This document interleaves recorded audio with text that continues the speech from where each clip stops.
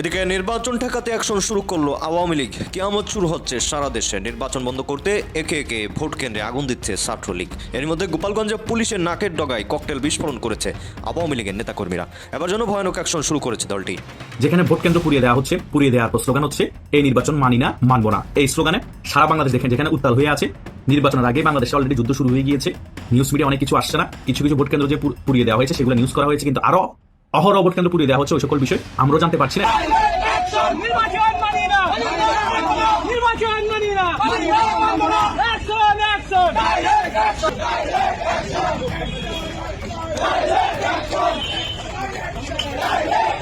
খেলা কি শেষ নাকি শুরু? যে খেলায় আগামী 48 ঘন্টায় দুইটি ঘটনা ঘটতে যাচ্ছে। আগামী 48 ঘন্টায় কি কি ঘটনা ঘটতে যাচ্ছে বাংলাদেশে? একটি নির্ভরশীল সূত্র এবং দেশি বিদেশি দুইটি গোয়েন্দা সোর্স বলছে কাঙ্ক্ষিত 12 ফেব্রুয়ারি নির্বাচনটি আগামী 24 ঘন্টার মধ্যে বাতিল হয়ে যাবে। 13 তারিখের পর আমরা হয়তো দেখব যে উপদেষ্টাদের অনেকেই দেশ ছাড়ার প্রস্তুতি নিচ্ছেন। তাদের এই পলায়নপর মনোভাব আসন্ন কোনো বড় বিপদের সংকেত আপনি নিশ্চিতভাবে বিশ্বাস করতে পারেন। দেশ ত্যাগের এই হিড়িক প্রমাণ করছে যে তারা নিজেরাই জানে এই সাজানো বাগান 13 তারিখে টিকবে না। প্রিয় দর্শক, নতুন একটা নিউজ আপনাকে স্বাগতম। দর্শক মণ্ডলী, ভোটের বাকি আর মাত্র কয়েক ঘন্টা, অর্থাৎ রাত পোহালেই নির্বাচন শুরু। দর্শক মণ্ডলী, এই মুহূর্তে এসেও অনেকেই বলছেন এই যে 12 তারিখের নির্বাচনটি হতে চলেছে সেটি আসলে একটা ঐতিহাসিক নির্বাচন হবে, অর্থাৎ বাংলাদেশের সেরা নির্বাচন হতে চলেছে সেই নির্বাচনটি। অপরদিকে অনেকেই বলাবলি করছেন যে না, শেষ মুহূর্তে এই নির্বাচনটি বানচাল হতে পারে। দর্শক মণ্ডলী, বর্তমান এই পরিস্থিতির আলোকে আপনার কাছে কি মনে হচ্ছে? শেষ পর্যন্ত কি সত্যি সত্যি নির্বাচনটি বানচাল হতে পারে কিনা তা অবশ্যই এই ভিডিওর কমেন্টে জানিয়ে দিন। দর্শক, এছাড়াও ভিডিওর শুরুতে এই যে গুরুত্বপূর্ণ অংশগুলো দেখেছেন তার বিস্তারিত আলোচনা একটু পরেই দেখতে চলেছেন। তো দর্শক, আর দেরি না করে চলুন দেখে আসবো আজকে সেই কাঙ্ক্ষিত ভিডিওগুলো।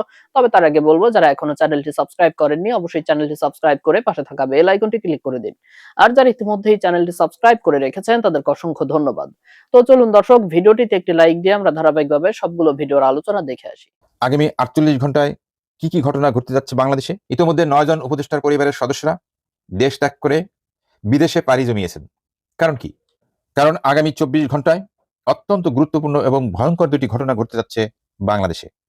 ঘটনা দুটি কি কি তা জানার আগে প্রথমে জেনে আসি ঘটনা দুটির নেপথ্যে খেলোয়াড় হিসেবে কারা খেলছেন। ঘটনা দুটির নেপথ্যে খেলোয়াড় হিসেবে খেলছেন কিংবা খেলবেন বাংলাদেশের মুক্তিযুদ্ধের সপক্ষে নেতৃত্ব দানকারী দল আওয়ামী লীগ কিংবা আওয়ামী লীগ সভাপতি বঙ্গবন্ধু কন্যা শেখ হাসিনা এবং মুক্তিযুদ্ধের বিরোধী শক্তি জামাত, এনসিপি, ইউনূস গং এবং বিএনপির একটি অংশ।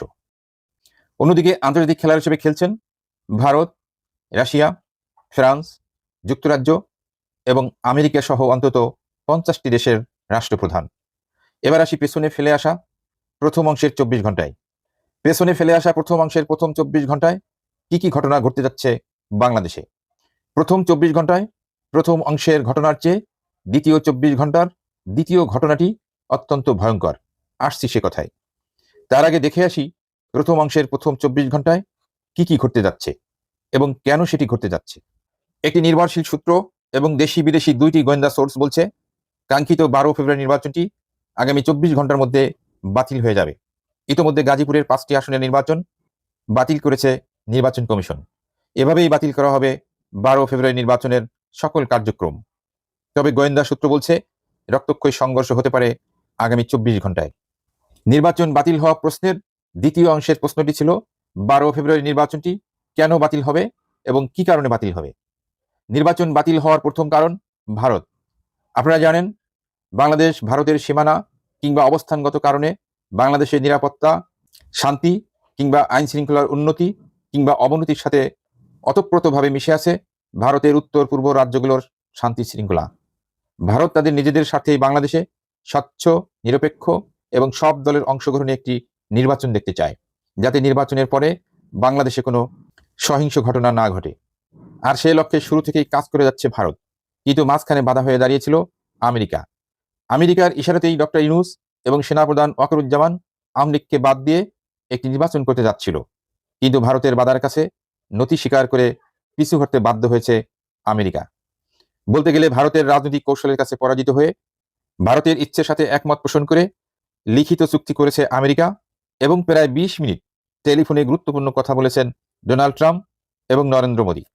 আপনারা জানেন ভারত পৃথিবীর পঞ্চম ধনী দেশ, সামরিক শক্তিতে যার অবস্থান চতুর্থ এবং জনসংখ্যা প্রায় 150 কোটি। কাজেই বিশ্বের বড় বড় দেশগুলো তাদের নিজ নিজ স্বার্থের কারণেই ভারতের সাথে সম্পর্ক রাখতে চাইবে। সাম্প্রতিক সময়ে ইউরোপীয় ইউনিয়নের সাথে একটি বড় ধরনের ব্যবসায়িক চুক্তি হয়েছে ভারতের।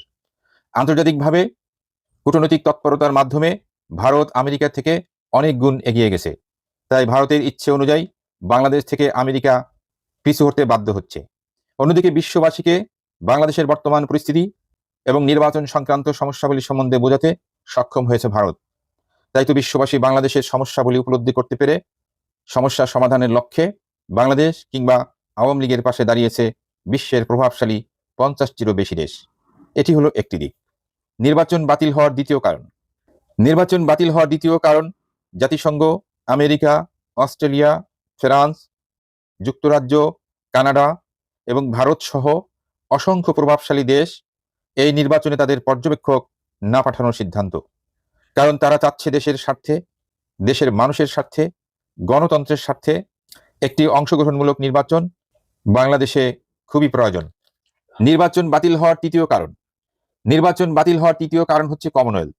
আপনারা জানেন নির্বাচন পর্যবেক্ষণ করতে ঘানার সাবেক রাষ্ট্রপতির নেতৃত্বে কমনওয়েলথের 11 সদস্যের একটি প্রতিনিধি দল ঢাকায় এসেছে।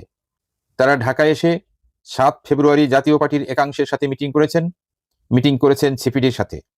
জাতীয় পার্টি এবং সিপিডি বলেছে আওয়ামী লীগকে বাদ দিয়ে নির্বাচন করলে নির্বাচন অংশগ্রহণমূলক হবে না এবং সেই নির্বাচন গ্রহণযোগ্যতা পাবে না। কমনওয়েলথের প্রতিনিধি দলটি ঢাকায় বসে ভার্চুয়ালি মিটিং করেছেন বঙ্গবন্ধু কন্যা শেখ হাসিনার পুত্র সজীব ওয়াজেদ জয়ের সাথে। জয় তাদেরকে বলেছেন সন্ত্রাস দমন আইনে একটি রাজনৈতিক দলকে নিষিদ্ধ করা যায় না। তারা জয়ের সাথে একমত পোষণ করেছেন এবং সব দলের অংশগ্রহণে নির্বাচন হওয়ার কথা ব্যক্ত করেছেন। কাজেই নির্বাচনটি বাতিল হওয়ার সম্ভাবনা প্রায় 100%। নির্বাচন না হওয়ার চতুর্থ কারণ। সূত্র বলছে অধিকাংশ উপদেষ্টা এবং স্ব মন্ত্রণালয়ের সচিবগণ মনে করেন সরকার নির্বাচন করার জন্য এখনো প্রস্তুত হতে পারেনি। ধরতে গেলে মাত্র একদিন বাকি আছে নির্বাচনের। এখন যদি তারা এ ধরনের কথা বলেন তাহলে কি করে নির্বাচন হবে বলে আমরা আশা করতে পারি। পাশাপাশি তারা চাচ্ছেন ক্ষমতা ছেড়ে পালাতে। কেউ কেউ ইতোমধ্যে চলেও গেছেন এবং অনেক উপদেষ্টা কিংবা সচিবদের পরিবারের সদস্যরা ইতোমধ্যে দেশ ত্যাগ করে বিদেশে পাড়ি জমিয়েছেন। নির্বাচন না হওয়ার পঞ্চম কারণ। একটি নির্ভরশীল সূত্র বলছে জামায়াতে ইসলামী নির্বাচনে জয়ী হওয়ার জন্য সকল প্রকার ডিজাইন প্রস্তুত করে রেখেছেন। তাছাড়া হ্যাঁ ভোটের মাধ্যমে বিএনপিকে বোকা বানিয়ে ডক্টর ইউনূস মূলত নিজের ক্ষমতাকে পাকাপোক্ত করতে চাচ্ছেন। তাই বিএনপির নীতি নির্ধারক এবং বুদ্ধিজীবীদের একটা বড় অংশ মনে করছেন এই নির্বাচন করা আর না করা সমান। কাজেই 11 তারিখের মধ্যে নির্বাচন বয়কট করতে পারেন বিএনপি। কাজেই সূত্র বলছে 12 ফেব্রুয়ারি নির্বাচনটি বাতিল হচ্ছে। আর যদি নির্বাচন বাতিল না হয়ে 12 ফেব্রুয়ারি নির্বাচনটি অনুষ্ঠিত হয় তাহলে কি হবে? অত্যন্ত গুরুত্বপূর্ণ প্রশ্ন। বন্ধুরা, আমাদের আলোচনার দ্বিতীয় অংশে পৌঁছে গেছি আমরা, যেখানে সময় আছে মাত্র 24 ঘন্টা এবং এই সময়টিকে বলা হচ্ছে অত্যন্ত ভয়ঙ্কর এবং নির্বাচনের গুরুত্বপূর্ণ সময়। এখানে স্বাভাবিকভাবেই প্রশ্ন আসছে যদি নির্বাচনটি অনুষ্ঠিত হয় তাহলে কি কি সমস্যা হবে। আপনারা জানেন 12 ফেব্রুয়ারি একই দিনে একই সাথে 2টি নির্বাচন হওয়ার কথা রয়েছে, যাদের মধ্যে একটি হচ্ছে গণভোট এবং অপরটি জাতীয় সংসদ নির্বাচন। এখানেই সবচেয়ে বড় সমস্যা। কারণ গণভোটের রেজাল্ট ঘোষণা করা হবে আগে এবং জাতীয় সংসদ নির্বাচনের রেজাল্ট হবে পরে মানে কত পরে? একটি নির্ভরশীল সূত্র বলছে জাতীয় সংসদ নির্বাচনের চূড়ান্ত ফলাফল ঘোষণা করতে সময় লাগবে 5 থেকে 7 দিন। কারণ কি? কারণ পুরো নির্বাচনটির ডিজাইন এমনভাবে করা হয়েছে যাতে জামায়াতে ইসলামের সরকার গঠন করতে কোনো সমস্যা না হয়। 100% ম্যাটিকুলাস ডিজাইন অনুযায়ী কাজ করবে জামায়াতের দখলে থাকা 80% ডিসি এবং 66% এসপি মিলে, যেটি জামায়াত অনেক আগে থেকেই সেট করে রেখেছেন। ফলে নির্বাচনে বিজয়ী ঘোষণা করা হবে জামায়াত ইসলামকে। সূত্রটি আরো বলছে 12 ফেব্রুয়ারি নির্বাচন শেষে ভোট গণনা শুরু হবে এবং রাত 12টা কিংবা 2টা পর্যন্ত ফলাফলে অন্তত 50টি সিটে এগিয়ে রাখা হবে বিএনপিকে। রাত যত গভীর হবে বিএনপির সিট ততই কমতে থাকবে। অবশেষে খুব অল্প সিটের ব্যবধানে বিজয়ী দেখানো হবে জামায়াত ইসলামকে। এটি হলো একটি দিক। এমনটি হলে কি হবে আসছি সে কথায়। তার আগে দেখে আসি যদি কোনো কারণে গণেশ উল্টে যায় এবং বিএনপিকে বিজয়ী ঘোষণা করা হয় তাহলে কি হবে। মারাত্মক সমস্যা। নির্বাচনের ফলাফলকে ঘিরে মোট 3টি গুরুত্বপূর্ণ এবং ভয়ঙ্কর সমস্যার কথা শোনা যাচ্ছে। প্রথম সমস্যাটি হচ্ছে, যদি জামায়াত ইসলামকে বিজয়ী ঘোষণা করা হয় তাহলে ফলাফল প্রত্যাখ্যান করে জ্বালাও পোড়াও আন্দোলনের মাধ্যমে পুরো দেশকে অচল করে দিবে বিএনপি। অনুরূপভাবে যদি বিএনপিকে বিজয়ী ঘোষণা করা হয় তাহলে ফলাফল প্রত্যাখ্যান করে জঙ্গি হামলার মাধ্যমে বাংলাদেশকে অচল করে দিবে জামায়াত ইসলামী এবং তারেক রহমানের ব্রিটিশ নাগরিকত্ব থাকার কারণে তার বিরুদ্ধে রিট করবে জামায়াত। তার মানে পরাজিত যে হবে সেই নির্বাচনের ফলাফল প্রত্যাখ্যান করে আন্দোলনে নামবে। দ্বিতীয় সমস্যাটি হচ্ছে, জামাত জিতলে আন্দোলনে নামবে না, কিন্তু বিএনপি জিতলেও আন্দোলনে নামবে। কারণ কি? কারণ তৃতীয় সমস্যা। সেটি আবার কি? তৃতীয় সমস্যাটি হচ্ছে গণভোট। কারণ গণভোটে হ্যাঁ জয়ী হলে 180 কার্যদিবস এবং সরকারি ছুটি সহ প্রায় 1 বছর পরে অর্থাৎ 2027 সালের জানুয়ারি কিংবা ফেব্রুয়ারি মাসের আগে ক্ষমতা হস্তান্তর করবে না ডক্টর মোহাম্মদ ইউনূস। কিন্তু বিএনপি কি ততদিন অপেক্ষা করবে? করবে না। কারণ তারা ক্ষমতায় পেতে আন্দোলনে না নেমে উপায় থাকবে না। পক্ষান্তরে জামাত জিতলে আন্দোলনে নামবে না, কারণ জামাত এবং ডক্টর ইউনূস মিলেই গণভোটের ডিজাইন করেছেন। তার মানে 12 ফেব্রুয়ারি নির্বাচন হলেও আন্দোলন, না হলেও আন্দোলন। আন্দোলন সংঘাত ছাড়া কি কোনো সমাধান আছে? যদি থেকে থাকে তাহলে সেটি কি? সম্মানিত দর্শক, খেলাটি কি শেষ নাকি শুরু? যদি শেষ না হয় তাহলে এ খেলার সমাধান কোথায়? আমরা এই সকল বক্তব্য দেখে তখন মনে করেছি বাংলাদেশে আদৌ কি নির্বাচন হবে, নাকি আমাদের 3 বাহিনীর প্রধানরা যুদ্ধ প্রস্তুতি নিচ্ছে। আদৌ কিন্তু বাস্তবতা সকল কিছু এখন আমরা দেখতে পাচ্ছি। নির্বাচনের 2 দিন আগেই বাংলাদেশে কিন্তু অলরেডি অঘোষিত যুদ্ধ শুরু হয়ে গিয়েছে। এখনো নির্বাচনের আরো একদিন বাকি আছে, মানে কালকে নির্বাচন। আজকে 11 তারিখ সারা বাংলাদেশের রিপোর্ট অনুযায়ী 18 থেকে 20টা ভোট কেন্দ্রে আগুন লাগিয়ে দেওয়া হয়েছে। অনেকগুলো ভোট কেন্দ্র জ্বলে পুড়ে ছাই হয়ে গিয়েছে। গতকালকে তার সংখ্যা ছিল 11টা। নির্বাচনের আগে যদি ভোট কেন্দ্র জ্বালিয়ে পুড়িয়ে ছাই করে দেওয়া হয় তাহলে ভোটাররা ভোট কেন্দ্রে কিভাবে যাবে?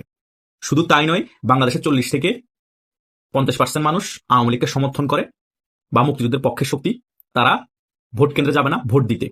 এখন যদি এভাবে করে ভোট কেন্দ্রগুলো জ্বালিয়ে পুড়িয়ে ছাই করে দেওয়া হয় তাহলে আরো যে সকল ভোটাররা আছে তারাও যাবে না। তাহলে বাংলাদেশের 10-15% মানুষ ভোট দিয়ে একটা সরকার গঠন করে ফেলবে। এটা কি আদৌ সম্ভব? বাংলাদেশ বলে সম্ভব হচ্ছে, কিন্তু ডক্টর ইউনূস সরকার ফুলিয়ে ফাঁপিয়ে দেখাবে 40 থেকে 50% মানুষ ভোট দিয়েছে। ভাই, বাংলাদেশের মানুষ এই সকল নাটক আগে থেকে বুঝতে পারছে। নির্বাচনের পরবর্তী সময় কি নাটক মন্তস্থ করবে ডক্টর ইউনূস। যেখানে ভোট কেন্দ্র পুড়িয়ে দেওয়া হচ্ছে, পুড়িয়ে দেওয়ার পর স্লোগান হচ্ছে এই নির্বাচন মানি না, মানবো না। এই স্লোগানে সারা বাংলাদেশ দেখে যেখানে উত্তাল হয়ে আছে, এই ডক্টর ইউনূস গংরা তারপরও পাতানো নির্বাচন দিয়ে দিচ্ছে। ভাই, যে নির্বাচনে জনগণের অংশগ্রহণ নাই, যে নির্বাচনে জনগণের পছন্দের প্রতীক নৌকা নাই, যে নির্বাচনে আওয়ামী লীগের মতো রাজনৈতিক দল অংশগ্রহণ করতে পারে না, সেই নির্বাচনকে জনগণ কেন মেনে নিবে? আর সেই নির্বাচনে জনগণ কেন অংশগ্রহণমূলকভাবে ভোট কেন্দ্রে গিয়ে ভোট দিবে? প্রশ্নই উঠে না। কথা বুঝতে পেরেছেন? নির্বাচনের আগে বাংলাদেশে অলরেডি যুদ্ধ শুরু হয়ে গিয়েছে। নিউজ মিডিয়া অনেক কিছু আসছে না। কিছু কিছু ভোট কেন্দ্র যে পুড়িয়ে দেওয়া হয়েছে সেগুলো নিউজ করা হয়েছে, কিন্তু আরো অহরহ ভোট কেন্দ্র পুড়িয়ে দেওয়া হচ্ছে। ওই সকল বিষয় আমরাও জানতে পারছি না এবং বিভিন্ন নিউজ মিডিয়ায় নিউজ করতে দেওয়া হচ্ছে না। কারণ এই সকল বিষয় যদি নিউজ মিডিয়া নিউজ করে ভাইরাল করে দেওয়া হয় তাহলে ভোটাররা ভয় পেয়ে যাবে, বিএনপির ভোটাররা ভয় পেয়ে যাবে, আওয়ামী লীগের ভোটাররা তো যাবেই না। একেবারেই ভোট কেন্দ্রে কোন ধরনের মানুষের উপস্থিতি থাকবে না, মানে কৌতুকের মতো হয়ে যাবে এই নির্বাচন। একে তো যুদ্ধ অবস্থা তৈরি করে রেখেছে 3 বাহিনীকে দিয়ে, দ্বিতীয়ত ভোট কেন্দ্র পুড়িয়ে দেওয়া হচ্ছে, তৃতীয়ত যদি নির্বাচনে জনগণের অংশগ্রহণ না থাকে তাহলে নির্বাচনের ফলাফলের আগে নির্বাচন একেবারে ধূলিসাৎ করে দিতে হবে। কথা বুঝেন নাই? আর আরেকটা মজার বিষয় হচ্ছে, যুদ্ধ যে আসলেই চলছে গতকাল রাত থেকে আমরা সেটা বুঝতে পারছি। হান্নান মাসুদ দাবি করছে তার সমর্থকদের বাড়ি ঘরে নাকি হামলা করা হচ্ছে, জ্বালিয়ে পুড়িয়ে দেওয়া হচ্ছে। নুরু বিকাশ নুরু দাবি করছে তার নির্বাচনী কার্যালয় সকল কিছু ভেঙে চুরে তছনছ করে দেওয়া হয়েছে, তার সমর্থকদেরকে আক্রমণ করা হচ্ছে, তাকেও আক্রমণ করা হচ্ছে। আক্তার হোসেন এনসিপির প্রার্থী, সে দাবি করছে তাকে ফোন করে নাকি হত্যার হুমকি দিচ্ছে। প্রত্যেকটা প্রার্থী দাবি করছে তার জনসমর্থনকে হামলা করা হচ্ছে, তাকে হত্যার হুমকি দেওয়া হচ্ছে। আরে ভাই, দেশে কি যুদ্ধ চলছে? এখনো নির্বাচন হয়নি।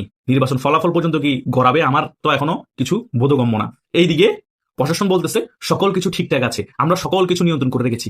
কি নিয়ন্ত্রণ করে রেখেছেন? আপনারা যদি নিয়ন্ত্রণ করে রাখেন ভোট কেন্দ্রগুলা কিভাবে পুড়িয়ে ফেলে? আপনারা যদি নিয়ন্ত্রণ করে রাখেন তাহলে যারা তাদের এমপি প্রার্থীকে সমর্থন করছে তাদের ঘর বাড়ি কিভাবে আক্রমণ করে জ্বালিয়ে পুড়িয়ে দেয়? সারা বাংলাদেশে এত আহত কি করে হয়, এত নিহত কি করে হয়? আমরা তো বিভিন্ন সূত্র মতো অনেক কিছু জানতে পারি।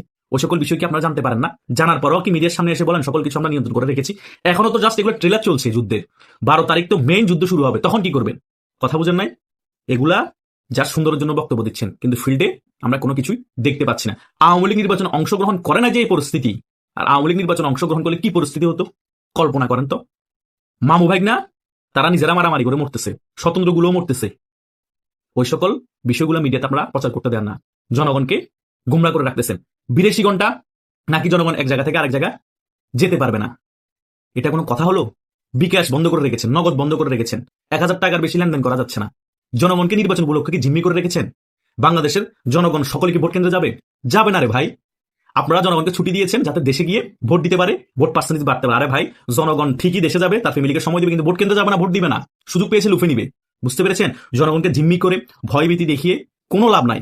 এই নির্বাচনকে জনগণ বয়কট করেছে। সোশ্যাল মিডিয়ায় দেখেন না, no vote no vote, lakh lakh crore crore মানুষ ভিডিও করে করে বার্তা দিচ্ছে, আমিও ভোট দিব না, আপনারা ভোট দিতে যাবেন না। সে কারণে তো ভোট কেন্দ্র পুড়িয়ে দিয়ে স্লোগান দিচ্ছে, এই নির্বাচন মানি না, মানবো না। সারা বাংলাদেশ উত্তাল হয়ে গিয়েছে এই স্লোগানে। বুঝতে পেরেছেন? আওয়ামী লীগ কিন্তু এখনো রাজপথে নামে নাই। রাজপথে নামা ছাড়া জাস্ট সোশ্যাল মিডিয়ার ভূমিকম্পে সারা বাংলাদেশ লড়ে গিয়েছে, এবং সারা বাংলাদেশের জনগণ আওয়ামী লীগকে সমর্থন জানিয়ে ভোট কেন্দ্রে যাবে না, সেটা 12 ফেব্রুয়ারি প্রমাণ করে দিবে। আপনারা নিজেরা যুদ্ধ করে নিজেরাই মরবেন। আসল সমঝোতা করার পর আপনারা যুদ্ধ করবেন, এবং পাতানো নির্বাচনের ফলে যে ক্ষমতায় আসুক সেও ক্ষমতায় বেশি দিন ধরে রাখতে পারবে না, কারণ তাকেও যুদ্ধের মধ্যে দিয়ে যেতে হবে। 16 বছরে শেখ হাসিনা বাংলাদেশের ঋণ রেখে গিয়েছিল 2 লক্ষ কোটি টাকা। এই ডক্টর ইউনূস 16-17 মাসে সেটা 23 লক্ষতে পৌঁছায় দিয়েছে। এখন 23 লক্ষ টাকা ঋণের বোঝা নিয়ে পাতানো নির্বাচনের ফলে সরকার আসবে।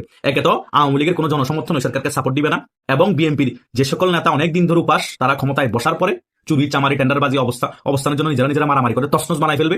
জনগণ হয়ে যাবে অতিষ্ঠ। আওয়ামী লীগের কর্মীরা নামবে রাজপথে, ইন্ডিয়া দিবে কূটনীতিক চাপ, বিশ্বের অনেক বাঘা দেশ দিবে কূটনীতিক চাপ, আমদানি রপ্তানি বন্ধ, বাংলাদেশ না খেয়ে মরবে, দুর্ভিক্ষ অবস্থা, পর আন্দোলন সংগ্রাম করে ওই রেজিম চেঞ্জ। আমি চিন্তা করতেছি 2026 সালে আরেকটা নির্বাচন হয়ে যায় নাকি। এইরকম পরিস্থিতি এখনই আমরা বুঝতে পারছি আগামীতে কি হতে পারে। তার মানে কত ভয়াবহ পরিস্থিতি আমাদের জন্য অপেক্ষা করছে কল্পনা করতে পারবেন না। সেটার আলামত কিন্তু নির্বাচন 1-2 দিন আগে থেকে শুরু হয়ে গিয়েছে। ধরুন নির্বাচন হয়ে গেল, মানে 12 তারিখ পার হলো, ইউনূস ঘোষিত নির্বাচনটি হয়ে গেল। এবার চলুন আমরা ধারণা করার চেষ্টা করি 13 ফেব্রুয়ারি কি ঘটতে পারে। এই দিনটি হয়তো কেবল একটি ক্যালেন্ডারের পাতা উল্টানোর দিন নয়, বরং বাংলাদেশের ইতিহাসের এক নতুন, হয়তো বা এক অন্ধকার অধ্যায়ের সূচনা হতে যাচ্ছে। সেদিনে ভোটের মাঠের উত্তাপ শেষ হতে না হতেই ফলাফল নিয়ে নতুন এক সমীকরণ তৈরি হবে, যা সাধারণ মানুষের ভাবনার জগৎকে সম্পূর্ণ নাড়িয়ে দিতে পারে। 13 তারিখে 3টি সম্ভাব্য পথ কি কি স্পষ্ট হতে পারে।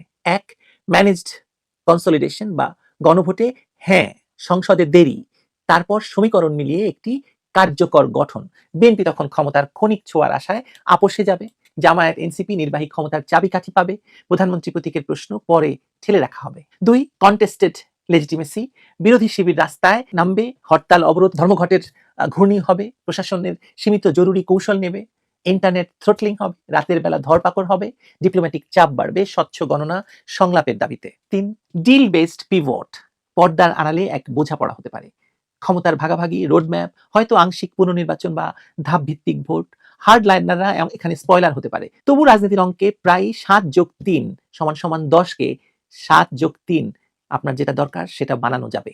যে নীরবতা ঝড়ের পূর্বাভাস দেবে আপনাদেরকে। ইউনূস সরকার যে ছক কষেছে তাতে নির্বাচন কমিশনের ফলাফল ঘোষণা নিয়ে কোনো তাড়াহুড়া দেখা যাবে না।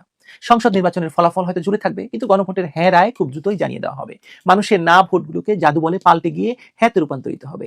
এই রিসেট বাটন চেপে সরকার শুধু সংবিধানই বাতিল করবে না, বরং তাদের গত 1.5 বছরের সকল অপকর্মের বৈধতা আদায় করে নেবে। এই হ্যাঁ জয়যুক্ত হওয়ার পরপরই জামায়াত এবং এনসিপির নেতাকর্মীরা বিজয় মিছিল বের করবে, কিন্তু সেই মিছিল সাধারণ মানুষের জন্য কোনো আনন্দের বার্তা বয়ে আনবে না, বরং তা হবে এক ধরনের শক্তির প্রদর্শনী, যা বিএনপি এবং অন্যান্য বিরোধী শক্তির জন্য এক ভয়ঙ্কর অশনি সংকেত হবে। বিএনপির জন্য 13 ফেব্রুয়ারি হতে পারে এক ভয়ঙ্কর দুঃস্বপ্নের দিন। তারা তো ভাবতেই পারেনি তারা বিরোধী দলে যাবে, ফলে তাদের বিরোধী দলে যাওয়ার প্রস্তুতিও নেই। পরাজয়ের গ্লানি তাদেরকে ছত্রভঙ্গ করে দেবে 13 তারিখ। তারেক রহমানের ভাগ্য তখন ঝুলে থাকবে ইউনূস, জামায়াত আর সেনাবাহিনীর দাক্ষিণ্যের উপর। দলের ভেতরের এক বিশাল অংশ এনসিপিতে যোগ দেবে হয়তো 13 তারিখেই। কিছু কট্টর জাতীয়তাবাদী হয়তো জামায়াতের দিকে ঝুঁকবে, আর কেউ কেউ বামপন্থীদের সাথে হাত মেলাবে। এই প্রেডিকশন আমার নয়, পিনাকি ভট্টাচার্যের। বিএনপি অস্তিত্ব সংকটে পড়ার এই মুহূর্তে তারেক রহমান হয়তো দেশেই থাকতে পারবেন না, আর আওয়ামী লীগ তাদের অস্তিত্ব হয়তো বিলীন হয়ে যাবে। সিপিবি ঘরানার বাম দলে কিংবা দেশের বাইরে থেকে তারা তাদের কর্মকাণ্ড পরিচালনা করবে। আমি বলিনি, পিনাকি ভট্টাচার্য বলেছেন। আচ্ছা, অর্থনীতির দিকে তাকাই। 2026 সাল পর্যন্ত এক দীর্ঘমেয়াদী সংকটের আশঙ্কায় অর্থনীতি জড়জড় অবস্থায় পড়বে। বিশ্বব্যাংকের সাবেক অর্থনীতিবিদ ডক্টর জাহিদ হোসেনের মতে রাজনৈতিক স্থিতিশীলতা ফিরলে অর্থনীতি ঘুরে দাঁড়াতে পারে, কিন্তু 13 ফেব্রুয়ারির পর যদি অস্থিরতা শুরু হয় তবে সব সম্ভাবনা থমকে যাবে। চট্টগ্রাম বন্দর অচল হয়ে পড়ার যে সংবাদ আমরা পাচ্ছি তা অর্থনীতির জন্য এক ভয়াবহ সংকেত। ডেনমার্ক বা সুইজারল্যান্ডের কোম্পানির কাছে পোর্টের লিজ দেওয়া নিয়ে যে বিতর্ক তা হয়তো আরো ঘনীভূত হবে। হবে। বন্দর অচল থাকলে নিত্যপণ্যের দাম বাড়বে, রপ্তানি বাণিজ্যের ধস নামবে, আর ইউরোপীয় ক্রেতারা মুখ ফিরিয়ে নিলে তৈরি পোশাক শিল্প বড় ধরনের ধাক্কা খাবে। সবচেয়ে বিস্ময়কর বিষয় হলো সরকারের ভেতরের অস্থিরতা। 13 তারিখের পর আমরা হয়তো দেখব যে উপদেষ্টাদের অনেকেই দেশ ছাড়ার প্রস্তুতি নিচ্ছেন। তাদের এই পলায়ন পর মনোভাব আসন্ন কোনো বড় বিপদের সংকেত, আপনি নিশ্চিতভাবেই বিশ্বাস করতে পারেন সেটা। এস্টাবলিশমেন্টের একাংশ যারা এতদিন এই সরকারকে টিকিয়ে রেখেছিল, তারাও নিজেদের অনিরাপদ বোধ করে 13 তারিখেই কোথাও লুকিয়ে পড়বেন। অপরাধের পাল্লা যখন ভারী হয় তখন জবাবদিহিতার ভয় সবাইকে তাড়া করে। ডিপ্লোম্যাটিক পাসপোর্ট জমা দিয়ে সে কারণেই ব্যক্তিগত পাসপোর্ট নিয়ে দেশ ত্যাগের এই হিড়িক প্রমাণ করছে যে তারা নিজেরাই জানে এই সাজানো বাগান 13 তারিখে টিকবে না। রাজনৈতিক বিশ্লেষকরা যে সম্ভাবনার কথা আলোচনা করছেন তা শুনলে রীতিমতো গা ছমছম করে ওঠে। ইউনূসের বানানো নির্বাচন কমিশন সংসদ নির্বাচনের ফলাফল আগে দেবে না। প্রথমে গণভোটে হ্যাঁ জয়যুক্ত দেখাবে, মানুষের না ভোট উল্টে দিয়ে হ্যাঁ ভোট বানাবে, আর সঙ্গে সঙ্গে সেই বিজয় মিছিল বের হবে, যে কথা একটু আগে বলেছি। এই বিজয় মিছিল নিয়ে তারা যেমন হাদির জানাজার মতো বিএনপির জানাজায় সামিল হবে। সকল ইসলামী দল এবং নেপথ্য শক্তি তৌহিদি জনতার বিপ্লব ঘটানোর চেষ্টা করবে। ওয়াকার এবং ইউনূসের সরকার জামায়াত এনসিপিকে পূর্ণ পৃষ্ঠপোষকতা দেবে এবং 13 তারিখে বাংলাদেশে নতুন রাজনৈতিক শক্তি ক্ষমতায় আসবে, যাদের মূল পৃষ্ঠপোষক আমেরিকা এবং তুরস্ক। আমি যে কারণে তাদের নাম দিয়েছি নয়া খিলজি বংশ। দর্শক মন্ডলী, আমি আশা করছি সবগুলো ভিডিওই আপনি মনোযোগ সহকারে দেখেছেন। সেই সাথে দর্শক, এই ভিডিওগুলো সম্পর্কিত যদি কোনো তথ্য বা মতামত থাকে তাহলে তো অবশ্যই কমেন্ট করে জানিয়ে দিন। এতক্ষণ সাথে থাকার জন্য ধন্যবাদ। নিউজটি শেষ করছে এখানেই, ফিরছে আগামী ভিডিওতে নতুন কোনো টপিক নিয়ে। আল্লাহ হাফেজ।